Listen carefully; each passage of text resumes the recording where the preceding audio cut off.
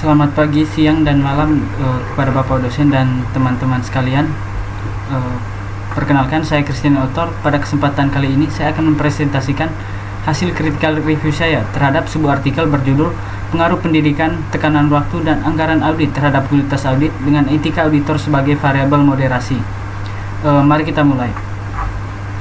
Sebelum masuk ke substansi, mari kita lihat identitas artikelnya. Jurnal ini dipublikasikan di jurnal kampus kita sendiri, yaitu JIMAT, Jurnal Ilmiah Mahasiswa Akuntansi Undiksa, volume 16 tahun 2025. Ditulis oleh Putri Anje Sanjaya, Bapak Edi Sujana, dan Bapak Ibtu Gede Diatmika. Karena ini lahir dari alma mater kita, membacanya secara kritis adalah bentuk kepedulian akademis kita untuk menjaga martabat publikasi ilmiah Undiksa. Secara garis besar, penelitian ini ingin menjawab satu pertanyaan fundamental. Apa sih sebenarnya yang membuat kerja seorang auditor di pemerintah itu berkualitas? Penguji meneliti 3 faktor penentu.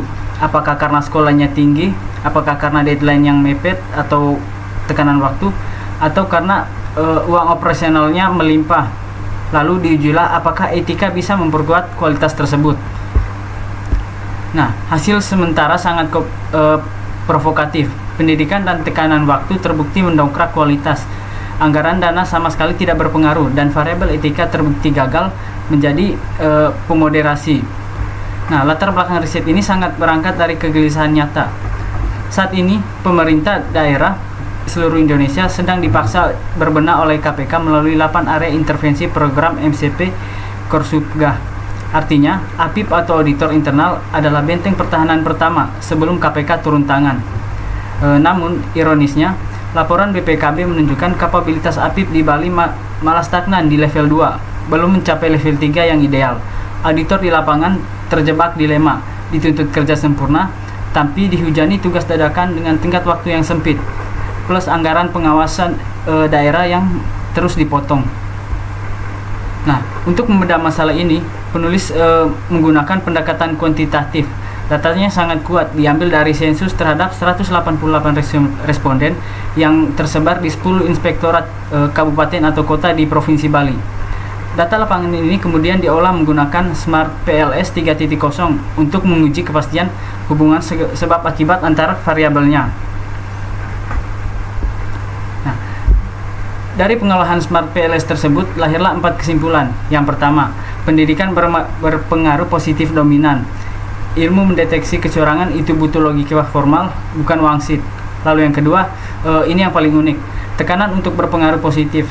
Semakin mepet deadline, auditor di Bali justru semakin bergerak cepat dan langsung mengincar jantung masalahnya. Lalu yang ketiga, anggaran dana tidak berpengaruh. Ini membuktikan kecerdasan auditor tidak bisa dibeli. Mereka tetap menemukan salah saji laporan meski uang dinasnya dipotong. Keempat, etika gagal memoderasi karena skor moral seluruh responden sudah sangat tinggi secara merata, sehingga kehilangan daya beda statistik. Nah, sebagai karya ilmiah, artikel ini punya kelebihan yang patut diapresiasi. Isunya sangat kontemporer karena menyasar pedoman pelaporan KPK tahun 2022. Datanya sulit dibantah karena mewakili satu provinsi penuh, dan adanya keberanian atau novelty karena penulis secara tegas mengubah kebiasaan peneliti lama dari menguji anggaran review menjadi anggaran audit. Nah, di balik kelebihan tadi, disinilah kacamata profesional skeptism kita sebagai seorang akuntan diuji. Jika kita pada dari sisi ilmu metodologi riset, artikel ini mempunyai 4 kecacatan konseptual. Yang pertama, inkonsistensi teknik sampling. Hal ini bisa dilihat di halaman 19.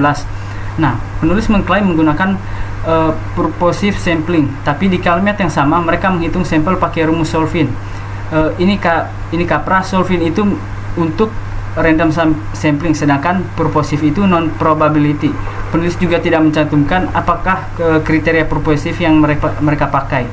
Lalu yang kedua, hilangnya R-square. Hal ini dapat dilihat di halaman 20. Di bab metode, penulis berjanji akan menampilkan uji R kuadrat atau R-square, tapi di bab pembahasan R-square itu gaib alias tidak ditampilkan. Padahal angka itulah yang memberitahu kita berapa persen kualitas audit bisa dijelaskan oleh model ini. Lalu yang ketiga, cacat konsep alat ukur pendidikan dapat dilihat pada halaman 19. Kuesioner pendidikan tertulis bernilai 15-30. Ini membuktikan penulis mengukur pendidikan pakai kuesioner skala Likert, yaitu skala sangat setuju dan tidak setuju. Pendidikan adalah variabel demografis berskala nominal, bukan skala sikap.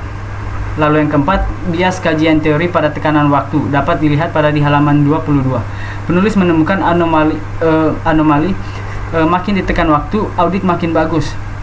Lalu membenarkannya pakai goal setting teori. Dalam teori auditing, tekanan waktu tinggi justru diakui menguji di fungsional audit behavior, seperti menghentikan audit sebelum waktunya.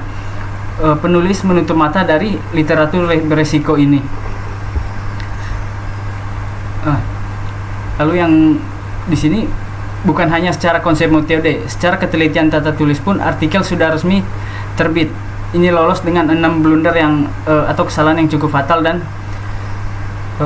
Bapak bisa mengeceknya langsung di artikelnya. Yang pertama, pada kesalahan skandal copy paste skripsi bank terdapat di halaman 21.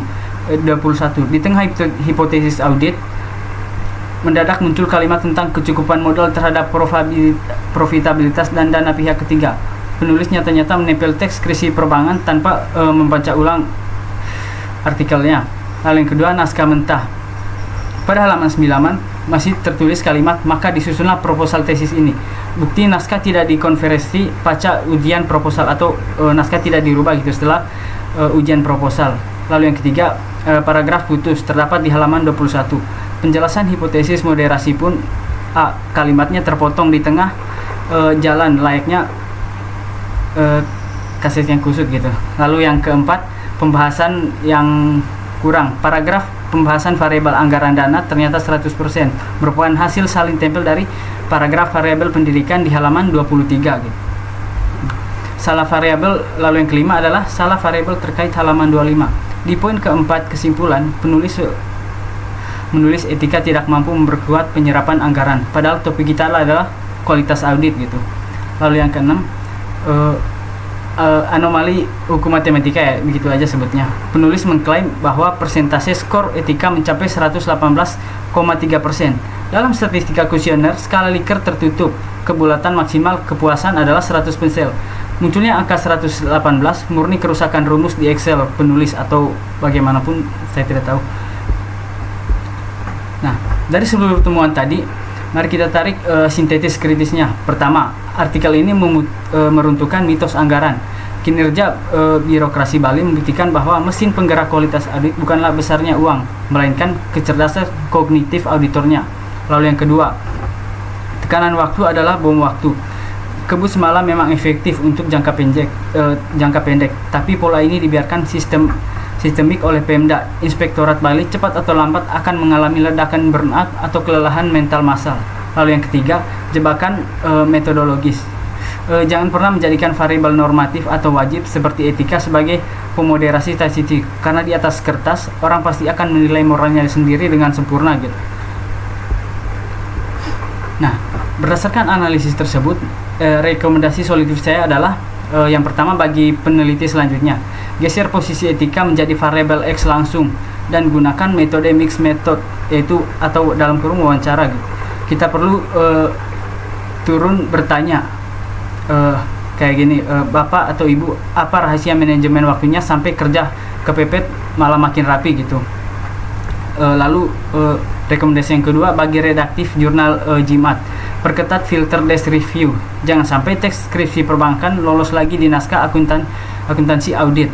Lalu yang ketiga, bagi kepala inspektorat daerah, berhenti beralasan minim dana, alihkan sisa anggaran yang ada murni untuk membiayai auditor sekolah S2 akuntansi atau mengambil sertifikasi profesi CIA atau KIA gitu.